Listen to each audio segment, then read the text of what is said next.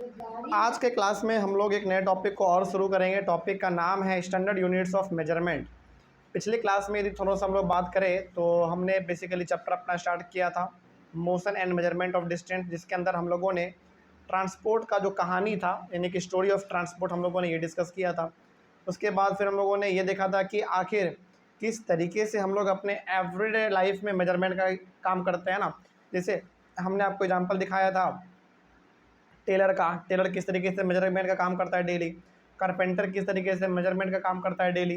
इसी प्रकार से हम लोगों ने देखा था कि फार्मर यानी कि खेती करता है तो अपने खेत में बिना मेजर किए ही खाद नहीं डालते हैं, मेजर करके खाद डालते हैं। उनको पता होता है कि हमारे खेत में खाद या फिर बीज कितना लगने वाला है, सब कुछ मेजर करके इसमें होता है।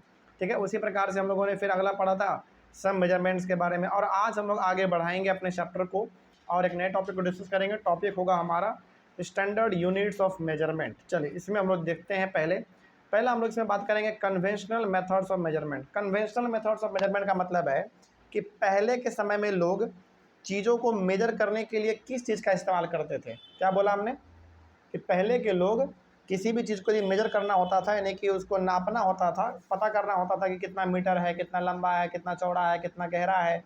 यदि पहले के लोगों को ये चीज़ मेजर करना होता था तो कैसे करते थे, इसी को हम लोग कहते हैं कन्वेंशनल मेथड ऑफ मेजरमेंट। तो कन्वेंशनल मेथड्स ऑफ मेजरमेंट का मतलब हो गया पहले के लोग किस चीज़ का इस्तेमाल करते थे।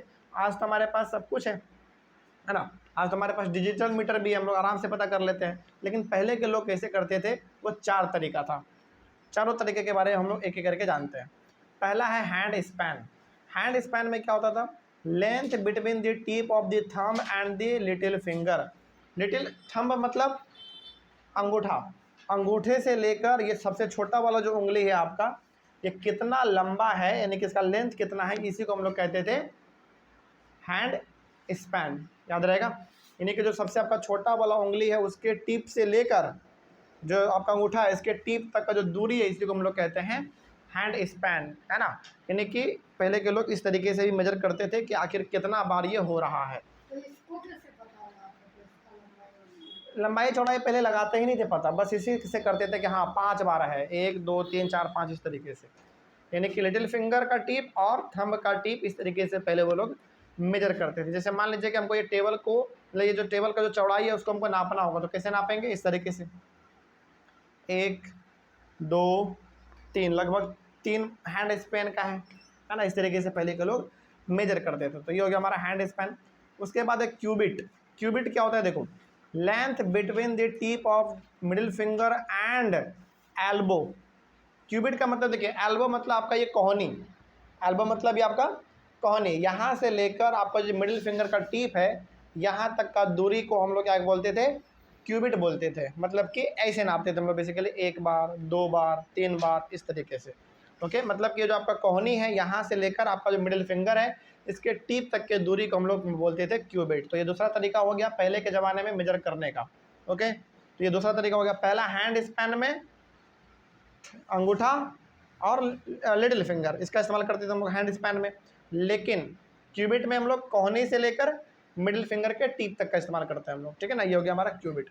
उसके बाद है आर्म लेंथ। आर्म लेंथ का मतलब क्या है, देखो length from shoulder to the tip of middle finger. Shoulder यहाँ तक, कंधा तक, यानी कि कंधे से लेकर पूरा जो मिडिल फिंगर का टिप है यहाँ तक के मेजरमेंट को हम लोग बोलते थे आर्म लेंथ। ठीक है, ऐसे भी हम लोग पहले मेजर करते थे।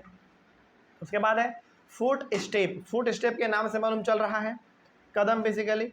तो it is the distance covered by a step, मतलब कि कितना कदम आप चल रहे हैं वही हमारा कहलाता था फुट स्टेप। इसी तरीके से हम लोग मेजर करते थे। जैसे हम आपको बताते हैं, जब हम बचपन में क्रिकेट खेला करते थे ना, तो क्रिकेट का जो पिच होता है शायद कितने कदम का होता है, 22 या 21, कितने कदम का होता है आपको लोग, 22, हाँ 22 स्टेप्स का होता है मेरे हिसाब से, हमको ऐसा लग रहा है। तो हम लोग वैसे मेजर कर लेते थे, है ना। तो ये बेसिकली ऐसे 4 तरीका है जिसके थ्रू हम लोग पहले के ज़माने में मेजरमेंट करते थे, किसी भी चीज़ को नापते थे। लेकिन आज तो हमारे पास सब कुछ डिजिटल है ना, आज हम लोग आराम से नाप लेते हैं। आगे बढ़ते हैं, बिल्कुल आगे। The people of the Indus Valley civilization must have used very good measurements of length because we see evidence in excavations of perfectly geometrical construction. यहाँ पे ना एक सिविलाइजेशन का बात हुआ है, इंडस वैली सिविलाइजेशन। इसका मतलब समझिए क्या है। आप ना पंजाब के साइड में देखो, पंजाब के बगल में ना, मतलब कि पंजाब के साइड से हमारा एक नदी बहता है, उसका नाम है इंडस। क्या नाम है नदी का? इंडस है। इंडस नदी के बगल में जो लोग रहे वही हमारा कहला गया इंडस वैली सिविलाइजेशन। याद रखिएगा। हाँ, इंडस रिवर का जो पानी है ना पाकिस्तान में भी जाता है, ऐसा बात नहीं है, लेकिन भारत से होके ही जाता है। ठीक है, तो पंजाब के बगल में आप देखेंगे तो नदी है जिसका नाम क्या है? इंडस। और वहाँ पे पहले के लोग बहुत ज़्यादा रहते थे। क्यों रहते थे भाई? क्योंकि पानी बगल में था, पानी के लिए उनको तड़पना नहीं पड़ता था, कहीं जाना नहीं पड़ता था। तो इंडस नदी के बगल में जो लोग रहे लंबे समय तक, उस जगह को हम लोग क्या बोल दिए? Indus Valley civilization. और उस समय के जो लोग थे उस समय पे, वो सब तो मर गए, चले गए, ख़त्म हो गया सब कुछ। लेकिन आज जब हम लोग वहाँ पे जाके रिसर्च करते हैं तो हम लोगों को अलग अलग प्रकार का चीज़ मिलता है देखने को, जिसके थ्रू वो लोग मेजरमेंट करते थे पहले। यानी कि इंडस वैली के बगल में, जो हमारा नदी है इंडस, उसके बगल में आज हमारे पास बहुत सारे एविडेंस मिलते हैं, जिससे कि हम लोग ये पता लगा लेते हैं कि पहले के लोग इंडस नदी के बगल में जो रहते थे वो किस तरीके से मेजरमेंट का इस्तेमाल करते थे। ठीक है, तो बहुत सारे एविडेंस मिले हैं वहाँ से भी हम लोगों को, ये जानने के लिए कि आखिर पहले के लोग किस तरीके से मेजरमेंट करते थे। ठीक है ना, आगे बढ़ते हैं। A cubit as the length from the elbow to the fingertips was used in ancient Egypt and was also accepted as a unit of the length in other parts of the world। यानी कि जो qubit वाला length हमारा था basically measurement करने का, qubit में क्या था भाई? क्यूबिट में कहाँ से कहाँ बताओ? एल्बो से मिडिल फिंगर की टिप। हाँ, एल्बो से लेकर मिडिल फिंगर का जो टीप है, इतने दूर को हम लोग क्या बोलते थे? क्यूबिट। ये जो क्यूबिट तरीका था मेजर करने का, ये बहुत सारे देशों में फेमस था। जैसे इजिप्ट उसमें से हमारा एक है। बहुत अलग अलग जगहों में ये सिस्टम हम लोग इस्तेमाल करते थे। ठीक है ना, आगे बढ़ते हैं। People also use the foot as a unit of length in different parts of the world. Foot यानी कि पैर का भी वो लोग इस्तेमाल करते थे चीज़ों को मेजर करने के लिए। आज से पहले के समय का बात हो रहा है। अभी हम लोग ऐसा कुछ करते हैं क्या? नहीं, अभी हम लोग ऐसा नहीं करते। अब हमारे पास सब कुछ तरीका है। आगे बढ़ते हैं, उसके बाद और आगे बढ़ा जाए। In ancient India small length measurements were used as an angul. अंगुल का मतलब होता है फिंगर, और अब मुट्ठी, मुट्ठी का मतलब होता है फिस्ट, है ना। यानी कि इंडिया का बात करें तो इंडिया में ज़्यादातर हम लोग क्या इस्तेमाल करते हैं? हालांकि इस्तेमाल तो हम लोग अलग अलग प्रकार का चीज़ करते थे, यानी कि हम लोग भी इस्तेमाल करते थे हैंड स्पैन का, क्यूबिट का, आर्म लेंथ का, फुट स्टेप का, ये सब हम लोग भी इस्तेमाल करते थे। लेकिन हमारे इंडिया में ना एक दो प्रकार का बड़ा यूनिक चीज़ था, वो था अंगुली।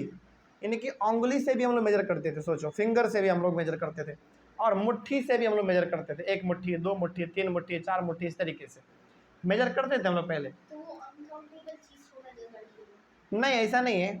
जैसे मान लीजिए कि आपको ज़मीन नापना है तो फुट स्टेप का इस्तेमाल करते थे। छोटा चीज़ को नापना है तो हम लोग फिंगर का या फिर मुट्ठी का इस्तेमाल कर लेते थे। ठीक है ना, ये चीज़ हम लोग अपने इंडिया में इस्तेमाल करते थे। आगे बढ़ते हैं, उसके बाद है मैट्रिक सिस्टम क्या होता है। चलिए डेफिनेशन हम लोग समझते हैं कि आखिर मैट्रिक सिस्टम क्या होता है, और हम आपको समझाएंगे कि आखिर मैट्रिक सिस्टम होता क्या है। ध्यान से समझिएगा। इन 1790 the French created a standard unit of measurement called the matric system. मतलब क्या हुआ इसका, समझिएगा बहुत ध्यान से। 1790 में फ्रांस में एक अलग ही प्रकार का सिस्टम लॉन्च किया गया चीज़ों को मेजर करने के लिए। उसी सिस्टम को हम लोगों ने क्या नाम दे दिया? मैट्रिक सिस्टम नाम दे दिया। अब सवाल है कि सर ये मैट्रिक सिस्टम में क्या था, बताइए ज़रा, कैसे इसमें हम लोग मेजर करते थे। चलिए नाम हम लोग समझेंगे इसके बारे में भी, लेकिन फिलहाल मैट्रिक सिस्टम समझाया क्या होता है। मैट्रिक सिस्टम का मतलब हो गया कि फ्रांस में 1790 का बात हो रहा है, यानी कि 1790 में फ्रांस के अंदर वहाँ के लोगों ने ऐसा एक सिस्टम निकाल दिया चीज़ों को मेजर करने का, जिसका नाम क्या पड़ गया? Matric system. अब ये हम लोग ये जान लेते हैं कि आखिर मैट्रिक सिस्टम में होता क्या था। देखो, the system of units now used is known as the international system of unit, जिसको हम लोग बोलते हैं SI यूनिट शॉर्ट में। यानी कि जो मैट्रिक सिस्टम था उसी को हम लोग आज किस नाम से जानते हैं? International system of unit, short में हम लोग इसको बोलते हैं SI यूनिट। इसका मतलब होता है कि ऐसा यूनिट, यानी कि किसी भी चीज़ को मेजर करने का ऐसा तरीका जो कि पूरी दुनिया में लागू होता है। जैसे एग्जाम्पल के तौर पे केजी, मीटर, सेंटीमीटर, ये कुछ ऐसे यूनिट हैं जिसका इस्तेमाल हम लोग पूरी दुनिया में करते हैं। जैसे मान लीजिए, सपोज कीजिए कि इंडिया में हमने 1 केजी चीनी खरीदा, क्या यही चीनी 1 केजी अमेरिका में नहीं होगा? या फिर घट जाएगा या बढ़ जाएगा? बराबर रहेगा। क्यों बराबर हुआ भाई? क्योंकि जो केजी है वो कैसा यूनिट है, इंटरनेशनल यूनिट है, मतलब वो हर जगह पे चलता है, ठीक है ना। केजी हो गया, सेंटीमीटर हो गया, मीटर हो गया, ये कुछ ऐसे यूनिट है जो कि इंटरनेशनल यूनिट है, जो कि हर जगह पे चलता है। इंडिया में भी, America, Australia, Japan, Europe, Korea, कहीं भी चलता है, हर जगह चलता है, ठीक है। इसी को हम लोग कहते हैं international system of unit, short में इसको हम लोग कहते हैं SI यूनिट। तो इसका मतलब यहाँ पे याद रखिएगा कि 1790 में फ्रांस के लोगों ने एक अलग सिस्टम लॉन्च किया, डिजाइन किया बेसिकली चीज़ों को मेजर करने का, उसका नाम था मैट्रिक सिस्टम।